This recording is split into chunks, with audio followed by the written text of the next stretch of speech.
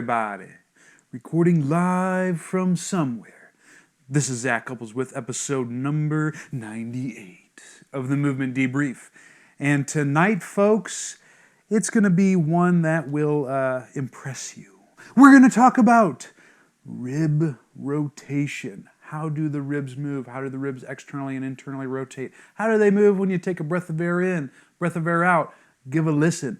Give out a shout. What up, my dude Tyler? We're going to talk about shoulder issues. Is the solution to have tissues? False. I'm going to give you some real solutions to fixing your shoulder problems. And last but not least, we're going to talk about biomedical education. Why is it that practitioners explain things in a manner that may lead to maladaptive beliefs, and what you going to do about it? These are the questions that have been asked tonight by the people, and they will be answered for the people by this people right here, Fam Recognized Fan. Without further ado, let's debrief, shall we? The first question comes from, I apologize if I mispronounce your name, Seyoun, I think. Seyoun, that's what we're going to go with. Please correct me if you're listening. Seyoun, here's what she asks. I'm having a hard time picturing and understanding movement of the ribs, more specifically internal and external rotation. Would you mind clarifying that for me? Thanks a ton. Seyoun, I most certainly will clarify that for you to the best of my capabilities. So, if we think about external and internal rotation systemically, generally what's going on with that is when I externally rotate a part of my body, I'm getting increased expansion in all directions. So the bones and the body should get larger, outward and upward. When I internally rotate, that's going to get more compression. Space is going to be reduced within those bones. For example, if I have a pelvis, when I perform external rotation of the innominates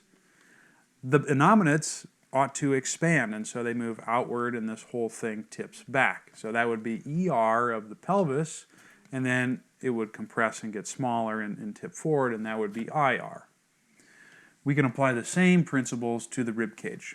So if my fingers are the ribs, what should happen is external rotation. You're going to see the ribs twist posteriorly and expand outward. If my fingers were the rib cage, we would see this. So it's the fingers are moving. They're kind of expanding out, or they're flaring open, and they're moving apart like so. And that would be rib cage external rotation. So think about if you like a rib is curved in most people, and the degree of curving depends on the anthropometrics of that individual. But if I'm looking at the curved relationship of the ribs, you're going to see that curve reduce, and then the distance between the ribs on either side ought to expand apart. And that's important because that allows for air to fill the lungs. So the ribs have to move away or move apart and expand in order for that to happen. And that would be what happens in concert with all three movements that occur in the rib cage: pump handle, bucket handle, and posterior expansion.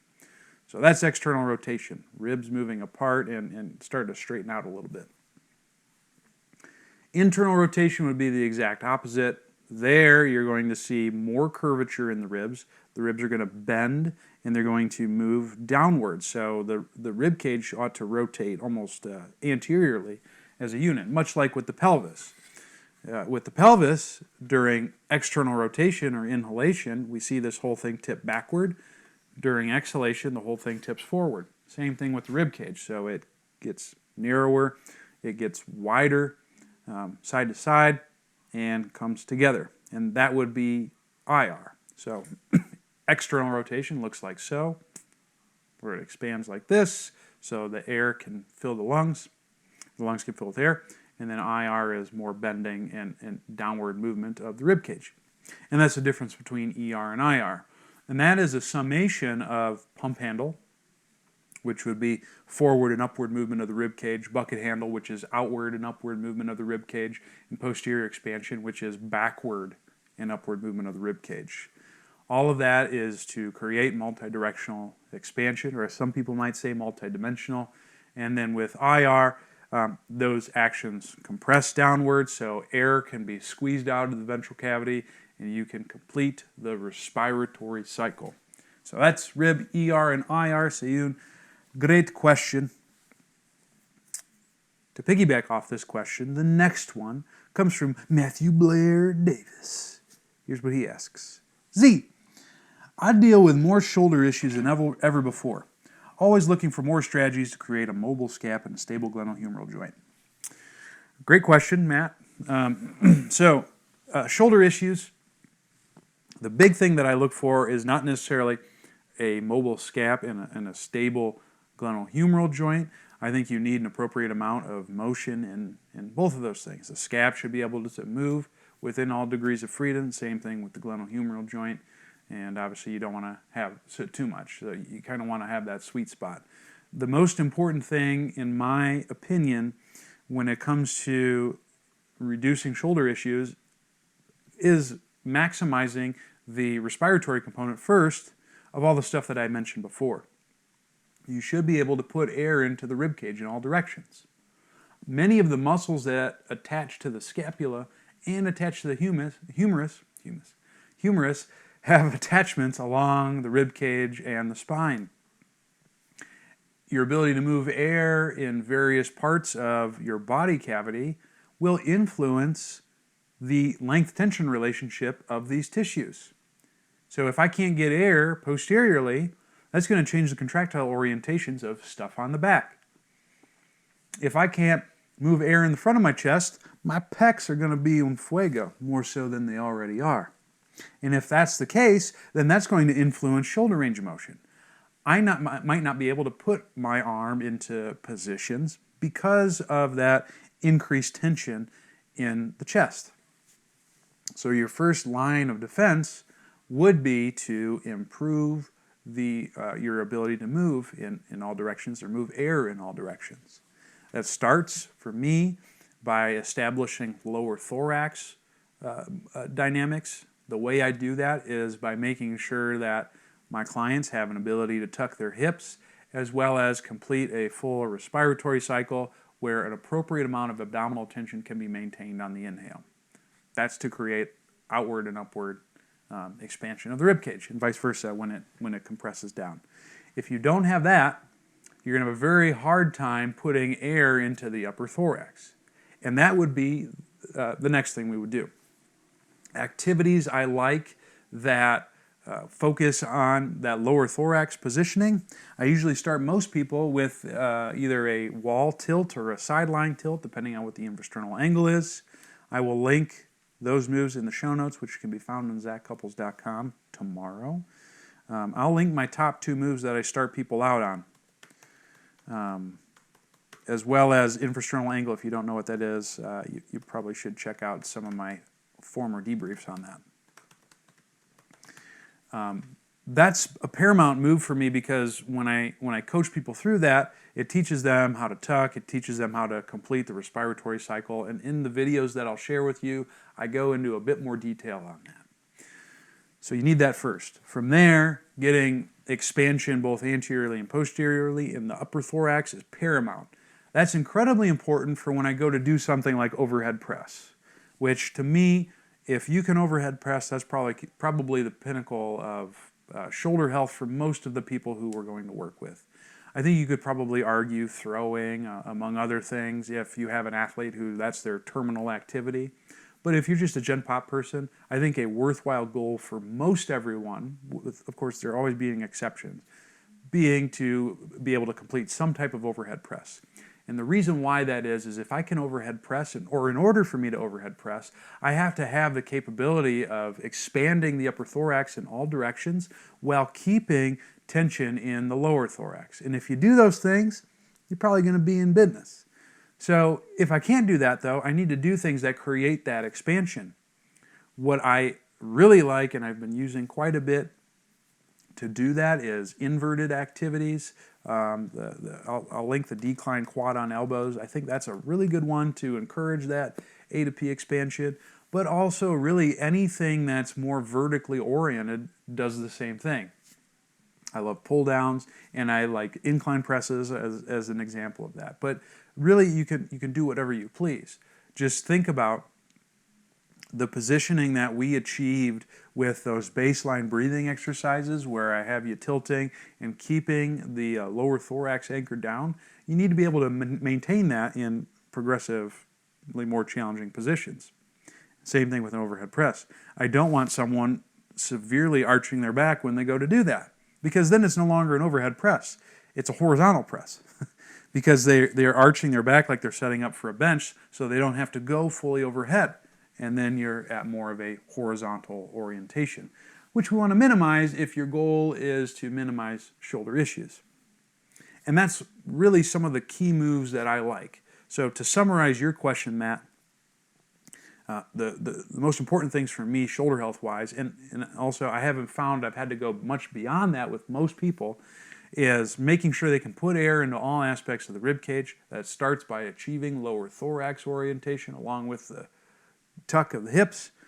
Once you have that, you want to be able to put air into the upper thorax. I have my choice moves for those things. And if you can get your people or work your people to maintain that positioning and the ability to put air in those positions or in those aspects of the rib cage while being able to go overhead, then you're probably winning, and they probably have pretty healthy shoulders. And I found that for, I would say, the overwhelming majority of people who I work with, mostly Gen and Pop, if you can get them to do that, they're probably not going to have many shoulder issues, and you don't have to do much more local than that. It's been a hot minute since I've had to do some local glenohumeral mobilization. Really, I think mobilizing air into different aspects of the rib cage is likely going to get you to where you need to go. So, Matthew, great question. Now, if you are like, well, Zach, that sounds good and all, but I'd like a little bit more help in terms of how I could incorporate some of this stuff into my programming. Or maybe you're like, well, okay, yeah, that's all well and good, but how do I know which parts of the rib cage I need to put air in, and what are some coaching cues that I might utilize to make that effective so my clients can press overhead so they can get their gains? I have an answer for you. And the answer is Human Matrix, my seminal seminar. Here's where it's coming. It's coming your way, for sure. Following locations, October 5th and 6th, aka this weekend. If you haven't signed up and you're in Boston, Massachusetts, you definitely want to come. We got a super good group. It is dang near filled up, but we got a few slots available still. November 23rd and 24th in New York City. The early bird is coming up at the end of this month. You probably want to sign up for that. December 7th and 8th in Orlando, Florida. I have CEUs available for that one, and that one only as of right now. And that's if you're a trainer, you're NSCA, or you're NASM, you're going to get your CEUs at that. If you're a nurse, you get your CEUs, man. How dope is that? OTs, yep, you'll get CEUs, PTs. Sorry, Florida is, they're kind of sticklers about CEUs, so we didn't do that. And massage therapists. So if you need CEUs, first off, I don't want you to come because of just CEUs, but come for that. It's a nice added bonus. January 25th and 26th in Scotts Valley, California, which is outside of the Bay. April 4th and 5th in Atlanta, Georgia, where the players play. And also, I have another really good seminar that I'm going to be presenting at in February 8th and 9th, also in Boston. That is the Uprising. It's with myself, Pat Davidson, and Seth Oberst. If you don't know who those guys are, shame on you. Pat is I don't think I need to introduce Pat. Most people know who Pat is. Excellent strength and conditioning coach. He's a very forward thinker. I appreciate him. And Seth is, I work with Seth. That's how legit I think Seth Oberst is. He's a great PT, does a lot of work with trauma. So please come to that. We are going to be challenging a lot of conventional wisdom in the training and rehabilitation realm. So if you want to start thinking outside the box, you better come to the Boston Box Pure Performance. I hope to see you there February 8th and 9th. The last question comes from Lucy. And here's what Lucy asks. Vicious Zackalicious. A lot of fear avoidance and fragility mindset comes from medical providers. Yet, I don't think they are acting maliciously. So where does educating patients in this manner come from? The worst bulging disc I've ever seen, as an example. What is the solution as a trainer or clinician, like a physical therapist or chiro, and how do we deal with these issues? Lucy, that's a really good question. I agree with you. I don't think that the practitioners who espouse these educational paradigms, wow, that's probably unnecessarily wordy right there. But the people who educate clients in this manner, I don't think that they are doing so because they want to induce maladaptive beliefs into their patients. I think with most medical practitioners, you have to look at what their goal is. And a lot of times, their goal is to rule out or deal with serious pathology.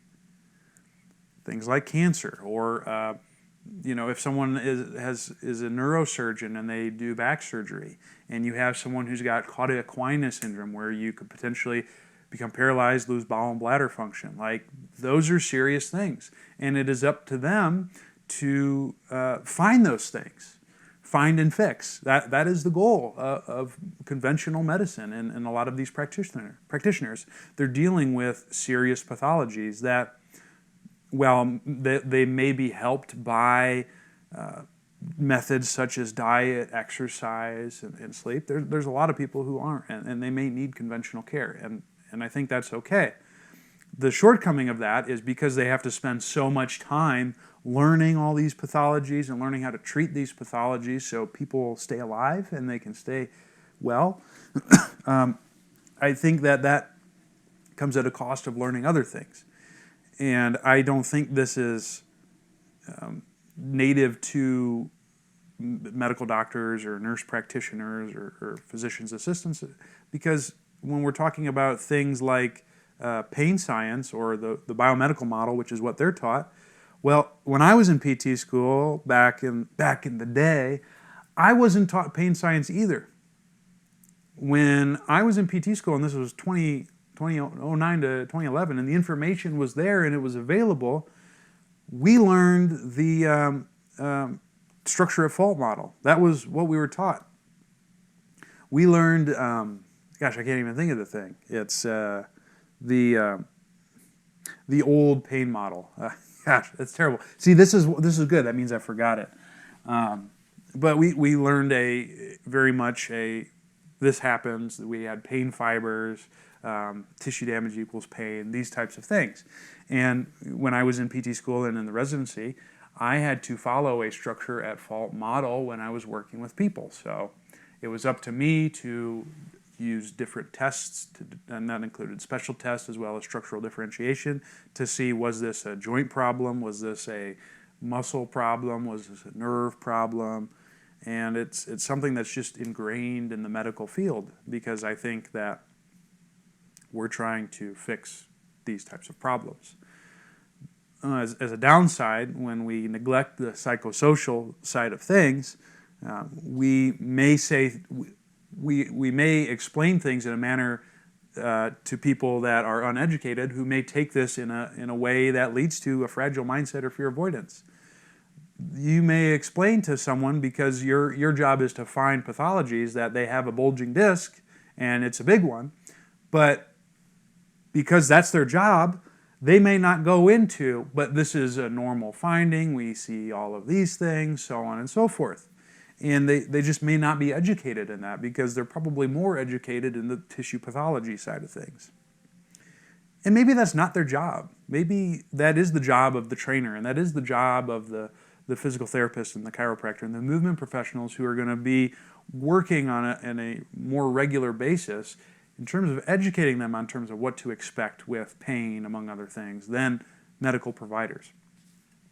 It is up to us, I think, to disseminate what they're doing, because we can't always assume that, one, what was said at the physician's appointment is interpreted in the way that the patient's interpreting what was said at the physician's office is exactly what was said either.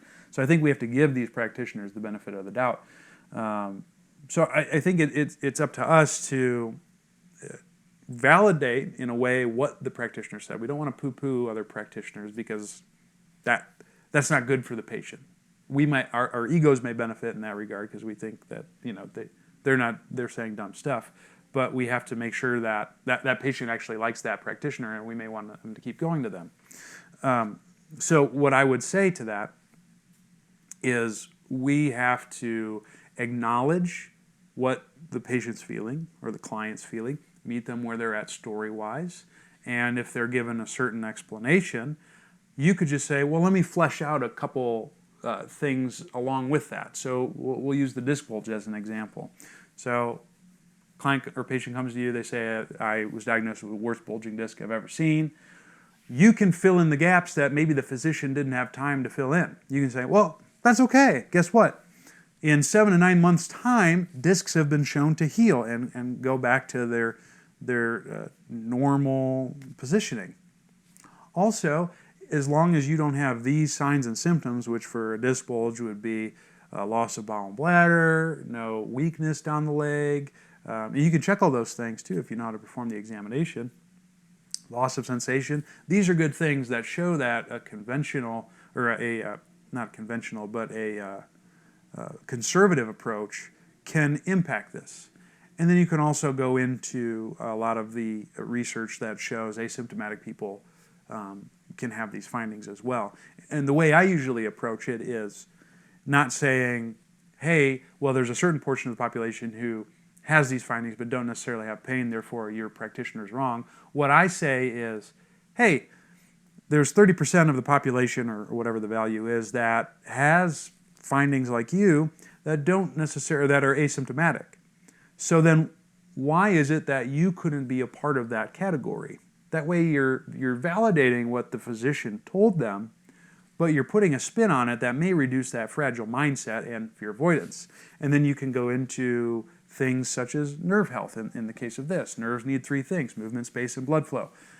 Guess what we do as movement professionals? We help give you that. So I think that's really the best way to approach this, because I think there's a lot of issues with educating medical providers, but you do have to educate people who work in the field in a manner that they're not going to kill someone and they're going to be able to pass the licensure so they can go out and practice and not hurt people. And I think to expect schools to cover things like this when for a lot of those practitioners life of the patients is on the line, maybe it's not something we should expect. Now, that being said, your learning doesn't stop at school. That doesn't mean that we can't provide educational resources for these practitioners, but I think, in my opinion, it's up to us to validate what was told to the patient and provide them the gaps that maybe the practitioner didn't have time or didn't have the knowledge base to fill out. And I think you can do that in a way that's non-threatening to the patient as long as you're acknowledging what they're feeling and also respects what the practitioner has said. And I think if you do those things, you're probably going to make your clients feel much more comfortable with moving. And as they get better through your program and they're doing more weight and they're doing more activity without issues, then I think that fragile mindset will eventually melt and go away and they will become anti-fragile. So Lucy, thank you so much for the wonderful question that you asked. Much love. I think that's a good stopping point for us tonight. Thank you so much, everyone, for tuning in. You've been a beautiful, sexy, outstanding audience. Here's where you can learn more. Go to ZachCupples.com, subscribe to my newsletter. While you're there, you'll get a free acute chronic workload calculator. You're going to get 5 hours of talks. You're going to get a free course that goes into the normal aspects of movement. So normal physiological movement of the joints, normal respiratory mechanics, lots of good stuff. Gotten some pretty good feedback on it because someone like Lucy has bothered me to do that, and I finally did it. So you should check that out. You'll also get weekend goodies from me every Friday. Hey, man. Thanks, Sally. So definitely do that. 3 services I offer on the website, too. If you are toyed and you're not moving as well as you'd like to, maybe you're not able to press overhead because of some movement limitations, or maybe you're a trainer and you got clients who can't press overhead because of some movement limitations, and you can't coach them out of it, and you're wondering, well, what do I do? Well, the answer could be a movement consultation with Big Z. So what we'll do is we will take a look at your client or your movement capabilities, and we will figure out where we need to design exercises in a manner that improves your range of motion, allows you to feel better, move better, and live better. If you want to take that to the next level, I also offer online training where I can take that information from the movement consultation and tailor a fitness program that respects what your movement capabilities are, yet also takes you to the next level fitness-wise. Or maybe you want to learn how to do that with your people. Maybe you're a trainer and, well, you want to know, let's work as a team and design progressions to get my clients going overhead. Or you're a practitioner and it hurts to go overhead and they don't have full flexion. What are you going to do about that? Tyler, thank you. Well, the answer could be the online mentoring program. What we'll do with that is we will collaborate together, figure out how this fits, the stuff that I teach fits with your clientele. And it's not going to be me telling you what to do. It's going to be a self-discovery that is guided by me. We'll have good dialogue back and forth and we'll get you in business. Once you've scoured ZachCupples.com, other places you can find me is on iTunes and Stitcher. Search the Zach Cupples Show because guess what, folks? There's 97 other debriefs. And the beard wasn't always there, you know, and I'm sizzling. So you may want to, just listen to me on those. Great for long car rides. Please, while you're there, leave a review so the fan can keep growing. I'm also on social media. Go to Zach Cupples, or Facebook, /Z Cupples. Twitter handle is @ZCupples. I'm on that Instagram, baby, at Zach, Z-A-C, Cupples, C-U-P-P-L-E-S. And if you go to YouTube, search Zach Cupples. If you want to see the most up-to-date stuff that I am doing with my clientele, many of these videos are things that I use on some of my remote consultations, as well as with people in person. And the reason why I update all the time is because I'm finding things that work better. So definitely give that a shot and see what you got. Thank you so much for tuning in. I hope you keep it real, but not to the extent where things go wrong. Stay hungry, stay learning, stay moving, and I'll see you next time. Deuces.